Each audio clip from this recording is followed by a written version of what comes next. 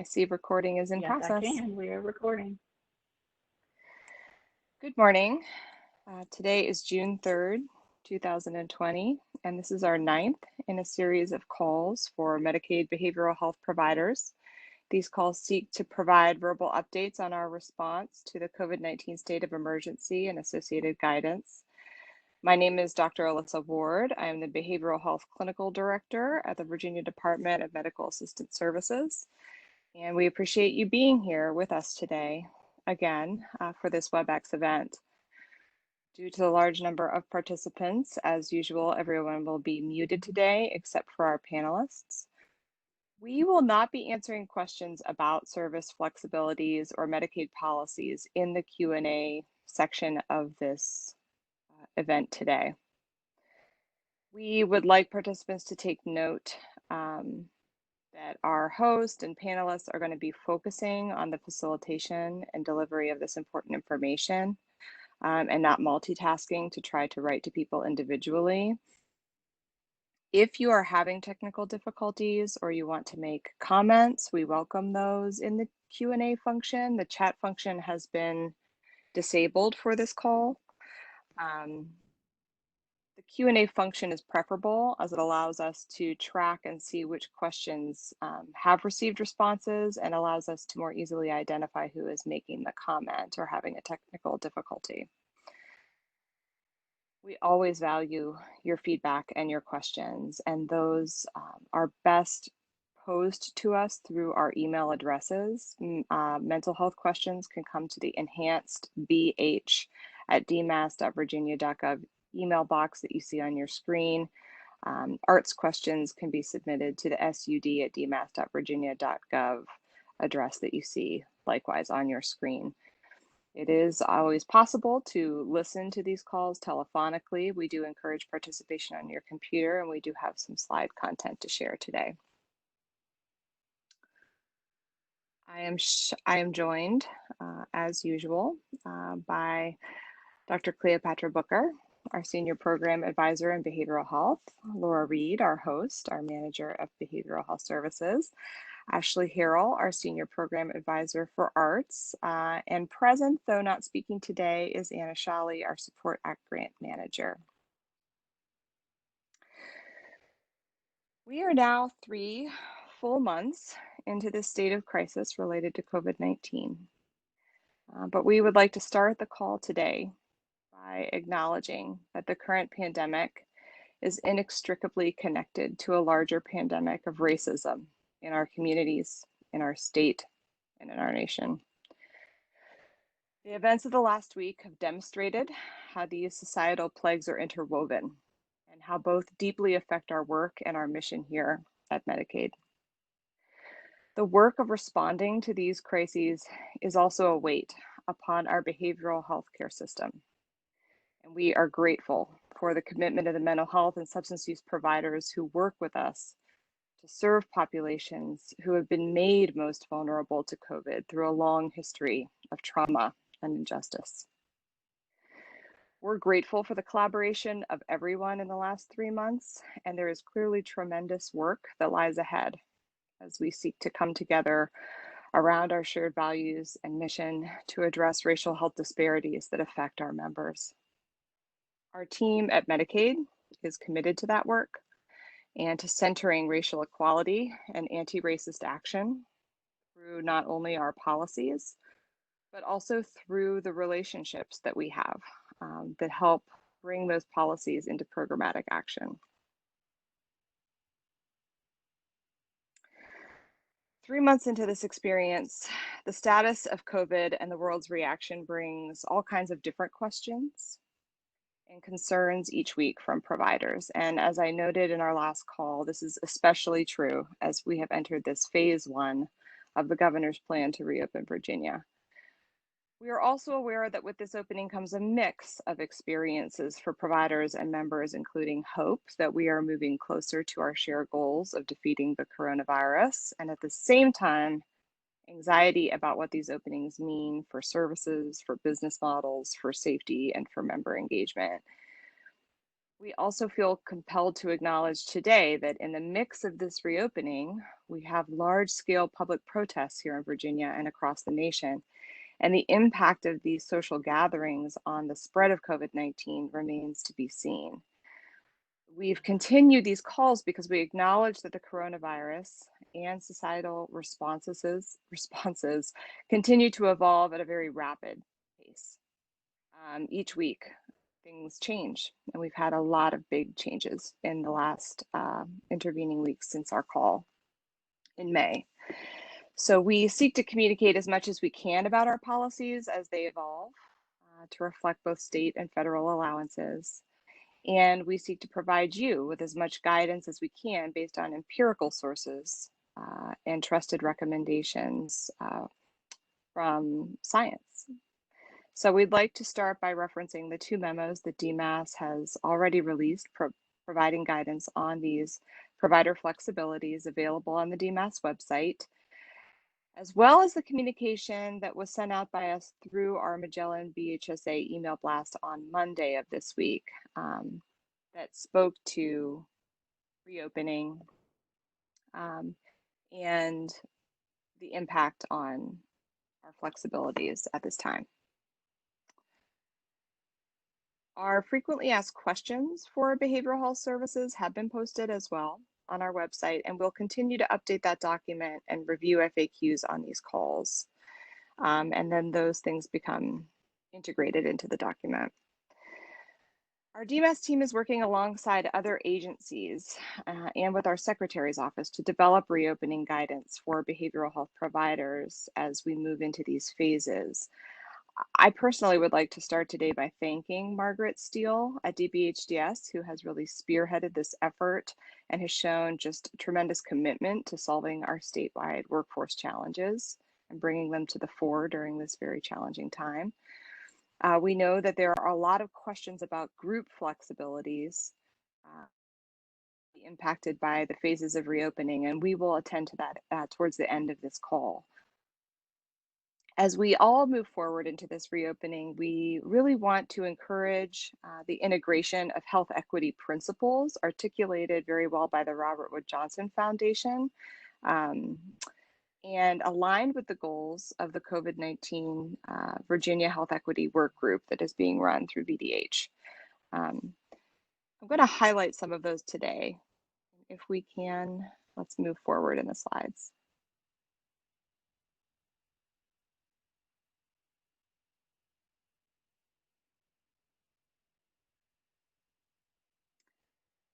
So health equity means that everyone has a fair and just opportunity to be as healthy as possible. And we are fully aware and acknowledge that we have disparities in our world and in Virginia right now that we have not reached health equity. And so the goal is to put in place strategies that lead towards an equitable and lasting recovery. And these principles are listed below. And so we wanted today to just highlight some of the actions that are part of the regular work that we've been putting in place that are really aligned with these principles. So one of those is collecting, analyzing, and reporting on disaggregated data, which means evaluating data by impact on subpopulations, by demographics, age, race, gender, disability, diagnosis, service, and region. I wanted to highlight on this call, as is relevant to behavioral health services in the Medicaid system, that DMAS was awarded participation in a CMS Innovation Accelerator program related to data around serious mental illness. I want to acknowledge Dr. Booker as our division lead on this important work. And we have been working on dashboards to track and better understand variables related to services and wellness in this population across agencies. We're working with DBHDS on the effort. And we've continued this work without interruption during COVID-19. And this is because we know that people living with SMI often have a variety of social needs, including housing, that could make them particularly vulnerable during this time. And so that is dashboard and disaggregated data that we have been working on and hope to share publicly once these dashboards are completed. DMAS is also looking closely at the impact of the flexibilities on telehealth allowance on service utilization across disaggregated groups so that we can try to best understand how the system is functioning, where access is happening, and where it's struggling. And the second principle here to highlight is really on two levels. One is including those who are most affected by disparities in decisions and benchmarking progress based on their outcomes. And this also really, one of the inherent parts of this principle is including multiple state agencies and decision makers in discussions. So really trying to reach alignment across agencies as we're providing guidance during this time. At DMAS, we do that through our board, both our DMAS board, but also our DMAS member advisory board, which is made up of members, including members and family members of members who are participants in behavioral health services. We also have a diversity council that was recently founded in the last year at DMAS. We may have hit our year anniversary. Don't want to sell ourselves short there. That has been doing a lot of internal work, especially to support our staff during this time. And they've really done an amazing job. I want to credit Ivory Banks as the leader of that diversity council.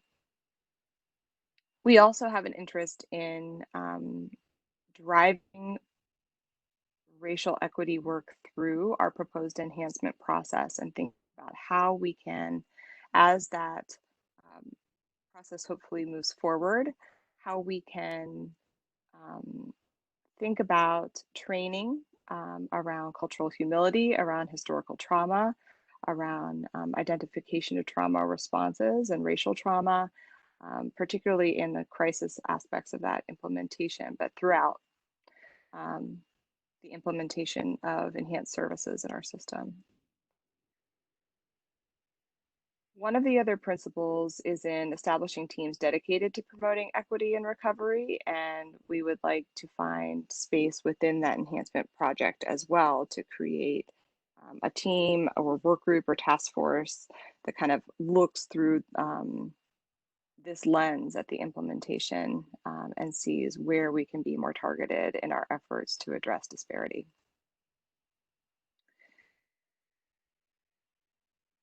The last couple of principles are really about investing in public health care and social infrastructure. And we really, our behavioral health enhancement proposal is just that. It's about investment in our mental health system, in our behavioral health system. And the implementation of arts at DMAS, it was a very significant investment that our state made. And we are hoping as things evolve and move forward that that investment will also continue through behavioral health enhancement. You can move forward, Laura.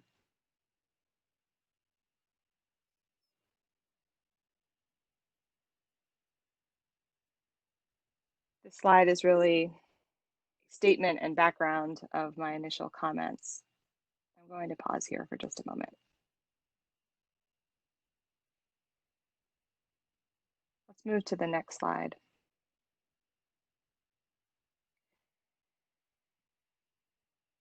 We, in the midst of this week, want to reiterate some of the national crisis line services that are available to the public. And we wanted to reiterate, number one, that SAMHSA has a disaster distress helpline that is available to people experiencing incidents of mass violence. And we have seen incidents of mass violence in the last week. That distress line is available 24/7 and is staffed by crisis counseling workers. This is toll-free, it's multilingual, it's confidential. And so we have put this information up today for you to disseminate as an appropriate resource at this time. Next slide. We also want to remind you of the Magellan Provider Helpline that has been set up by the National Magellan Plan and is available nationwide for physical and behavioral healthcare workers who are experiencing stress during this time. There's also some information on the Magellan website about coping during COVID-19 that you may find helpful, and we've included the link here. Next slide. We also remind you of the Veterans Crisis Line, which includes chat and an option to support deaf and hard of hearing members. And the next slide. There are a few timely resources available this week. For example, the National Council is holding an event on Thursday, June 4th, to have a panel discussing the impact of COVID-19 on ethnically and racially diverse communities. This is a fantastic national panel of experts, and we've included the registration link in our slides.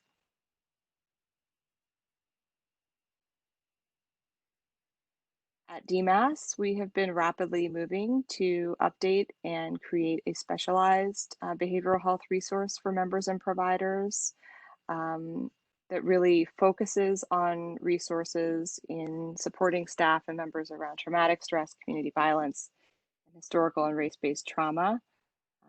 That is under review at DMAS right now, and we hope that it will be posted as soon as possible on our DMAS website. We anticipate that that will come this week. Also, very salient right now that this is actually Post-Traumatic Stress Awareness Month. And so on the third Wednesday of each month, the PTSD Consultation Program through the National Center for PTSD hosts a webinar on a topic relevant to treating PTSD. And they have experts in the area that provide commentary on these different topics. And it's 1 free hour of CEU credit for those who pre-register and participate in the live talks, and they will be hosting those this month as well. You can subscribe through the link provided, or just simply, you can find this easily by Googling. And we, for the National Center for PTSD, run through the VA.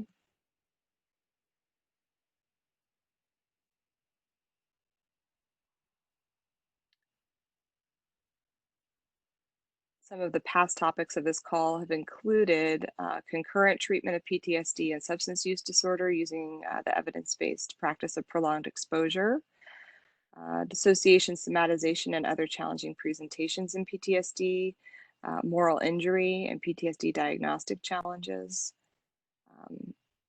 These may be very relevant and timely topics for providers at this time. Just a note, if you're wondering, where can I find these links and where can I find these resources? They are available on the DMAS website, and on your screen right now is a picture of what that website looks like and where these recordings are uploaded. Everything is public facing and available for your access and download, and we try to get it up there as rapidly as possible following the calls. Next slide. At this time, I'm going to turn it over to Dr. Cleopatra Booker to cover some global updates in our response. Thank you, Dr. Ward, and thank you for starting off with that very serious, hard message, but very needed message to be addressed this morning. I want to thank everybody for being able to take the time to listen to us and call into these meetings. We first started having them weekly, now bi-weekly, and you all have been faithful, and we appreciate that dedication that you have towards serving our members. Just a few little global updates and information regarding some of the executive orders. We're going to start off with talking about Executive Order 57.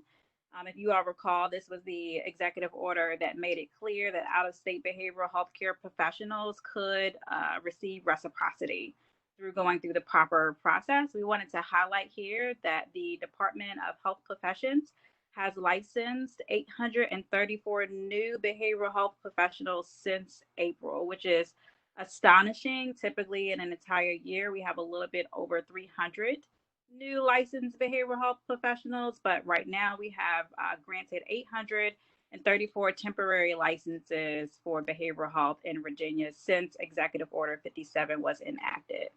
We hope that any new behavioral health providers that have received reciprocity continues to be interested in continuing their licensure here in Virginia, as we know this would help with behavioral health enhancement and also improve our workforce. Next slide. Executive Order 51 was amended last week. Executive Order 63 actually amended the Executive Order 51 and the state of emergency. It basically has extended the state of emergency. The state of emergency in Virginia shall remain in full force and effective until Executive Order 51 is amended or rescinded by further executive order. Please note, there is no date on the extension of Executive Order 51 for the state of emergency at this time. Next slide. What does that mean for behavioral health providers and provider flexibilities? What this basically does is it allows DMAS provider flexibilities and directives that have been issued to remain effective until the governor further amends or rescinds the state of emergency through that executive order. So none of the current flexibilities are set to expire on June 10th, which was the previous date of expiration. Formal dates of expiration or permanent adoption of any flexibilities are not determined at this date. So what that means is DMAS providers, MCOs, and the BHSA shall continue to operate under current published guidance, memos, and directives that have been issued by DMAS until notified otherwise. Next slide. Although Executive Order 1 has extended the state of emergency, we are working on preparation for issuing reopening guidance. Our current plans of action include collaborating with other sister state agencies to develop reopening guidance and analyzing what the data is actually telling us right now to help us influence any current policy decisions or move forward policy decisions. We are encouraging all behavioral health providers to review the original DMAS telehealth memo that was issued in 2014 and to start preparing using both place of service O2 and modifier GT. The exact date of when it will be required to start using place of service and modifiers has not yet been determined. It is important that we continue to move in that direction of using modifiers and place of service to identify telehealth so that we can get more accurate counts within our data of who is actually using telehealth and how it is benefiting the behavioral health population. On the same lines of that, DMAS will be conducting a Part 2 telehealth survey to gather your feedback. It's very important that providers participate in this survey so that we can hear your voice and decide how to move forward. DMAS is working across the DMV, and so that is including DC and Maryland, to discuss ongoing telehealth allowances and licensor reciprocity allowances in hopes that we can align across the DMV. DMAS is working with consultants to monitor state and federal level authorities so that we can react appropriately and provide guidance. We've also developed a behavioral health PPE fact sheet, which is now online. Next slide, please. The PPE fact sheet is on our behavioral health DMAS website for COVID-19 that you saw earlier during this call. It emphasizes that it's important to continue evidence-based practices and best standards of care for all services during the COVID-19 and especially as we are starting to reopen. Because of substantial risk of coronavirus spread with congregation of individuals in a limited space, such as inpatient or residential facilities, SAMHSA has advised that outpatient treatment options should be seen as the first resort and be used to the greatest extent possible. Inpatient facilities and residential programs should be reserved for those whom outpatient measures are not considered an adequate clinical option. And it should be reserved for individuals that are experiencing life-threatening conditions such as suicidal ideation, high risk of overdose, and complications of withdrawal.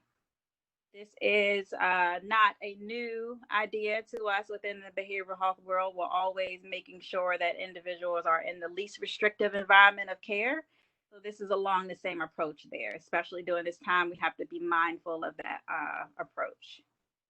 So DMAS recommends that outpatient treatment services be utilized whenever possible, especially with telehealth. Comprehensive long-term residential treatments where COVID-related precautions can be implemented remain a valuable treatment option when clinically indicated. But as mentioned before, we should only use it when it is the necessary option at this time. Next slide. During COVID-19 pandemic, behavioral health providers and members should remain safe through the use of PPE. PPE includes items like face coverings and gloves.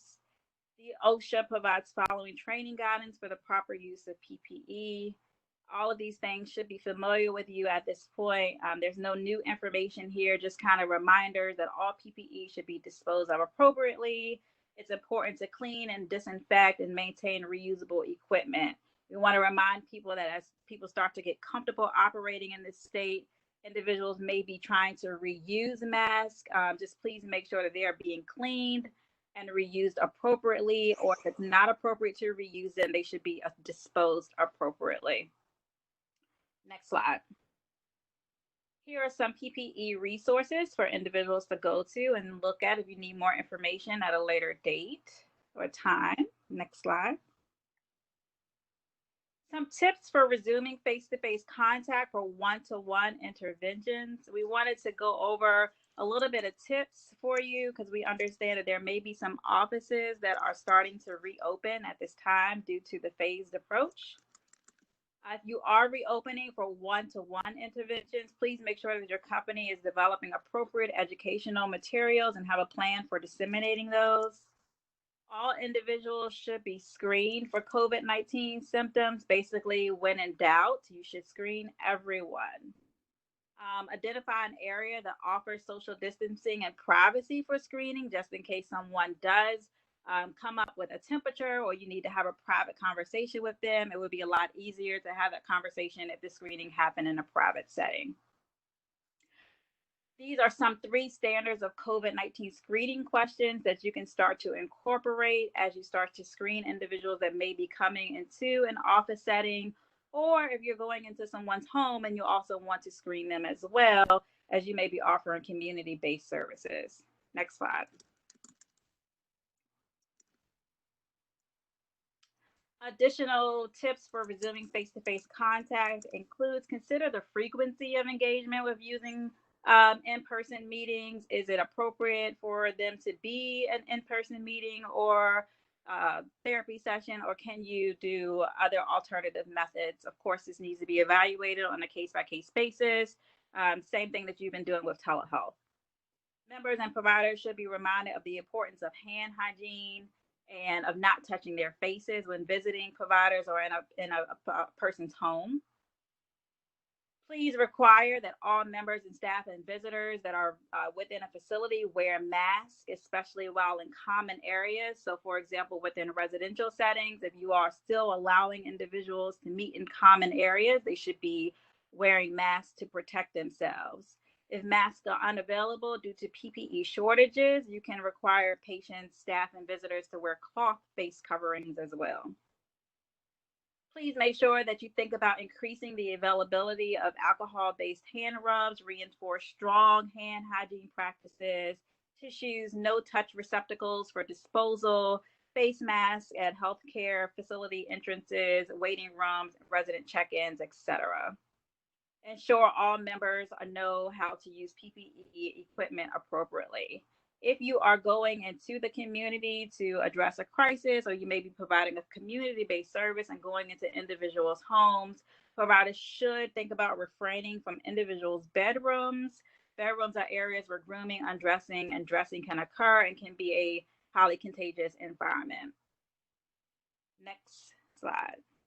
If clients are being transported, persons should wear masks during the transport when in the public. If in a van, there should be 1 client per row of seating if possible to allow that social distancing practices, as a van is already a closed space.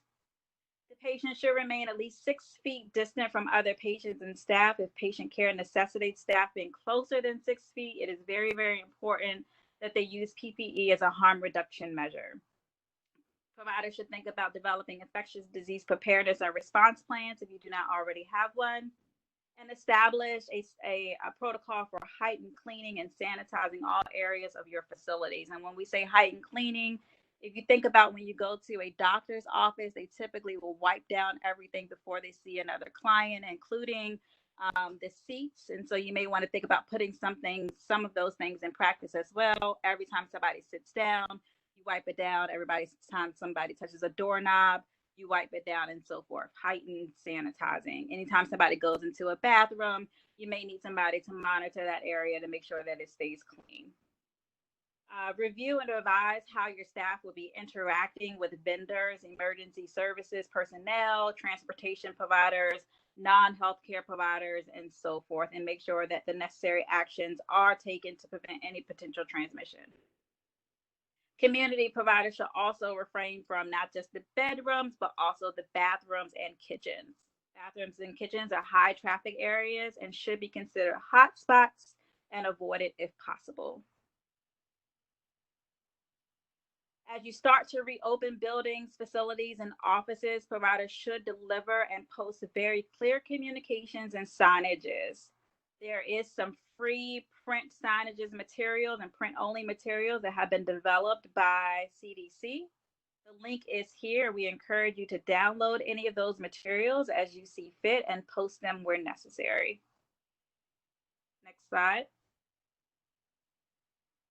This is outside of COVID, but due to COVID, we felt that there was a need for individuals to be able to verify their eligibility or verify their Medicaid eligibility easier. Therefore, Medicaid has created a email address where members can actually scan and upload and attach electronic copies or pictures of their information and send it to this email address. Please note that this email address is just for sending information to Virginia Medicaid. This is not to be asking questions to Virginia Medicaid. But if you notice that there is an eligibility concern or you've been asked to submit information, this is the way that you can submit that information. Please continue to use Cover Virginia Call Center for any inquiries outside of that. Next slide. And now I am going to turn it over to Ashley Harrell to dive into our resources as well as our frequently asked questions. Right. Thank you, Dr. Booker. Good morning, everyone. Also, based on that last slide, I wanted to share with you the Medicaid expansion numbers as of June 1st. It's 426,613. So we know that many individuals, especially during this pandemic, have lost employment and are gaining access to health insurance coverage through Medicaid. So this is important to make the enrollment process as streamlined as possible for them. Next slide, Laura. So our Support Act that Anna has spoken to you before continues to charge forward with offering these technical assistance and training webinars, which are designed to increase substance use disorder knowledge and to provide support to anyone who serves Medicaid members with substance use disorders. The overall goal of these webinars, as well as other grant activities, is to increase addiction and recovery workforce capacity, while also creating a culture of understanding, empathy, and support for individuals with substance use disorder in various workforce settings. Since April, our team, I have to hand it off to Anna Shally and Jason Lowe, Christina Bethune, Paul Brassler, and Dr. Muska Turplin. They have had over 2,000 individuals attend these training events. Next slide. The June trainings, there are many more trainings that were just than what we just showed you, are all posted on the DMAS Arts webpage under the Support Act section. We have also just posted all of the slide decks for the previous Support 101 webinars on the same site. We also encourage you to complete our survey, and the link is posted here, to let us know what your desired future webinar topics are if we're not already covering them. Next slide. DMAS continues to promote access and prescribing of naloxone, which is available at no cost for Medicaid members. Naloxone is a life-saving medication approved by the Food and Drug Administration to prevent overdoses by opioids such as heroin, morphine, and oxycodone. It blocks the opioid receptor sites, reversing the toxic effects of the overdose. Naloxone is administered when a patient is showing signs of an opioid overdose. The medication can be given by intranasal spray, intramuscular, subcutaneous, or intravenous injection. These are resources for trainings for naloxone distribution through the Department of Behavioral Health and Disability Services, Revive, as well as how to obtain naloxone via email, and that's through the Chris Atwood Foundation, and is available for Virginia residents.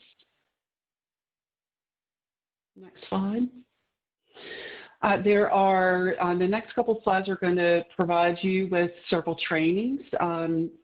This one is a Project ECHO session facilitated by our Virginia Department of Health. This is the third session, which is being held tomorrow, June 4th, and it's called Protecting Virginia Patients and Communities from COVID-19. And we have included the link here for you to register for this event. Next slide. We are also working with the Virginia Department of Health. They are funding 4 buprenorphine waiver training sessions. The first one was held last week. So we have, this is through the American Society of Addiction Medicine and is available for physicians, nurse practitioners, or physician assistants to allow them to obtain their waiver to prescribe buprenorphine for treatment of opiate use disorder. There are no charges for these trainings, so I encourage you to share this with any of your prescribers within your organizations. Next slide. And I believe Dr. Sherry Hartman is on our call today. Carilion is facilitating Project ECHO session led by Dr. David Hartman. He is the lead OBOT physician at Carilion, and he's an addiction psychiatry specialist. And he will be facilitating this ECHO session on June 5th. And I'm sorry I didn't include this on the slide, but it is this Friday at 12 noon. This session will review discerning if someone is telling the truth, monitoring for countertransference, and patient social vulnerability.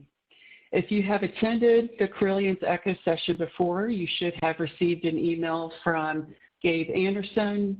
If this is your first session, you can email Dr. Sherry Hartman, and we've included her email here in this slide, but it's cwhartman1@carillionclinic.org. Thank you, Dr. Hartman, for offering these sessions. Now we will transition to frequently asked questions, part 6.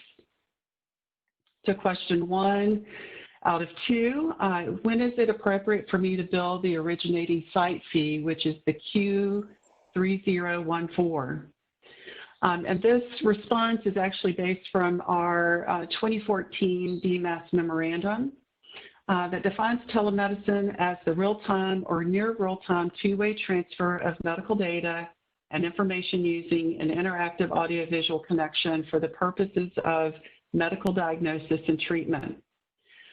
The Medicaid member is located with the provider at the originating site, while the remote provider renders the service via the audio-video connection. The originating site provider who is enrolled with Medicaid, so that could be with DMAS, the Behavioral Health Services Administrator, or one of our managed care health plans, and is affiliated with the office or location where the Medicaid member is located for the telemedicine encounter. And this allows this originating site provider to bill the Q3014 procedure code. This is the telemedicine facility fee. This is also billed with a GT or GQ modifier entered on the claim. The only procedure code originating sites may bill this procedure code. The originating site provider or designee must attend the encounter with the member unless the encounter documentation states that the patient, there was a reason to support the provider or designee not to be with the patient during the encounter. Reasons may include instances where the member is reporting injuries due to physical abuse or psychiatric care where the member may feel uncomfortable with an additional person involved in the telemedicine encounter. Question 2 out of 2, when will providers be able to resume having groups in an office-based setting since most of the state is moving to phase 2 this Friday? As Dr. Booker mentioned earlier, with the Executive Order 51 being extended amended to extend the state of emergency, thus DMAS is continuing to extend our current flexibilities. So as we're moving into different phases for different regions, cities, and or counties, DMAS is striving to make consistent, effective, and safe reopening decisions aligned with the governor's reopening strategy. So at this time, DMAS does not have a date of when groups will be allowed in office-based settings. DMAS will post guidance with a date forthcoming as this issue impacts more than behavioral health and addiction and recovery treatment service providers. So again, thank you for your support, your participation, and your partnership. As Dr. Ward mentioned earlier, please send questions to mental health related questions to our enhanced BH at dmass.virginia.gov, as well as any substance use disorder specific questions to our SUD email address. If you are not getting these weekly or biweekly invites, please email enhancedbh at dmass.virginia.gov to be added to the listserv. We will also announce these WebEx information via the Magellan BHSA blast email. And with that, I will turn it back over to Dr. Ward for final comments. Thank you. Hello, everyone. Thank you for your participation today. We hope that this information has been helpful to you, and we will disseminate the date for our next call, which we anticipate will be in 2 weeks unless things change so rapidly that we feel the need to update you next week. Again, as we said at the beginning of this call, questions can be directed to the email boxes that are specified on your screen. And we appreciate all of the good work that you are doing in the community right now during this very challenging time. And we stand with you in that work and wish you well and look forward to connecting with you again soon.